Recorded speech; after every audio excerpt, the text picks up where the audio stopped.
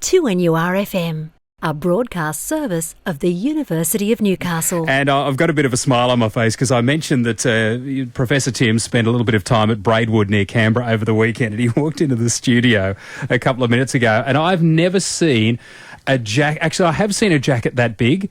It was in the movie Ice Station Zebra. Yes. That is huge. You must have been freezing in Braidwood.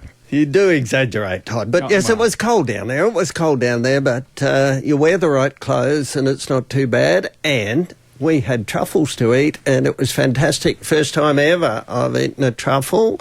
It was wonderful, wonderful, wonderful. I've never had a truffle. I've never had the... So explain it for the people like myself that have never, ever indulged.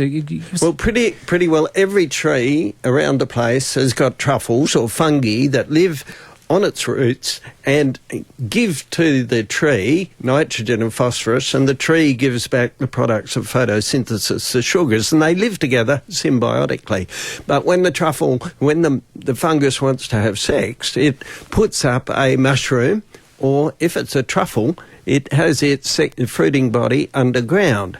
So what happened thousands of years ago, people in Europe realised that there'd be a particular truffle, a smelly one, around the oak trees, and this was really, really good to eat. And people thought it was an aphrodisiac, and is it? Had a bit of a taste somewhere between sex and old socks, they say. But anyway, this black Perigord truffle is sought after, and it can be thousands of dollars a kilogram if you wanted that much. That's why it's used in very small quantities, but it's fantastic. So it's a black knobbly looking substance about the size of a golf ball, or if you're lucky it'll be bigger.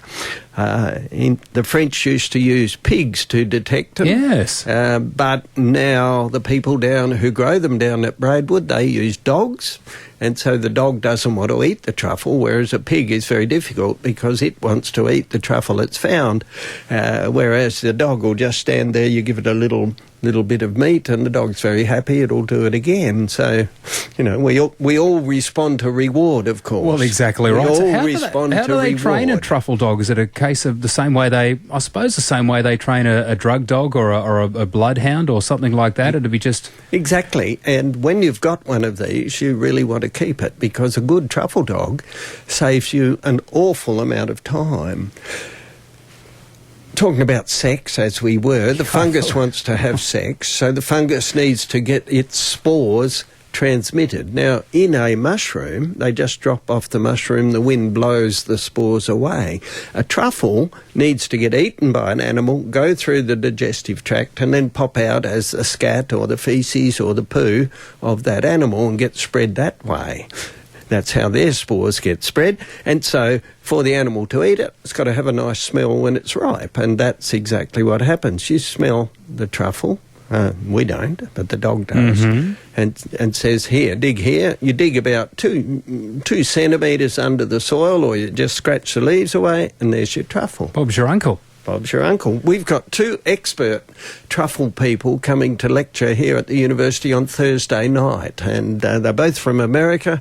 Wonderful people. If anybody wants to really have a delightful night and learn a lot about truffles, come along. Do truffles grow in every country?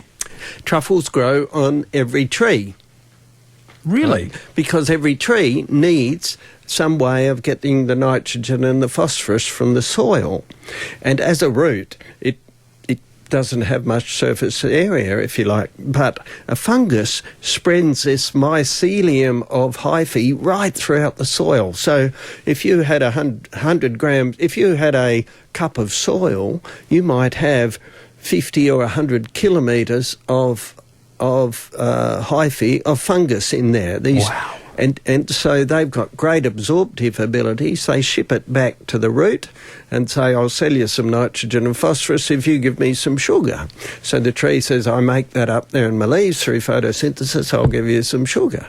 And away it goes. Are you a fan of the truffle now? I love the truffle. It's beautiful. That's the black one, but there's also a white one from Italy, but I haven't eaten that one yet. You are a very elegant man, aren't you? That's more expensive. Fair enough. And I'm glad you managed to stay warm at Braidwood. Was it purely the jacket, or was there some other form of warming liquid that helped? There was a beautiful Tasmanian whiskey, because truffles first started growing in Tasmania, so I thought I'll get a Tasmanian whiskey. Why not? Wonderful. Thanks, Professor Tim, to a new RFM.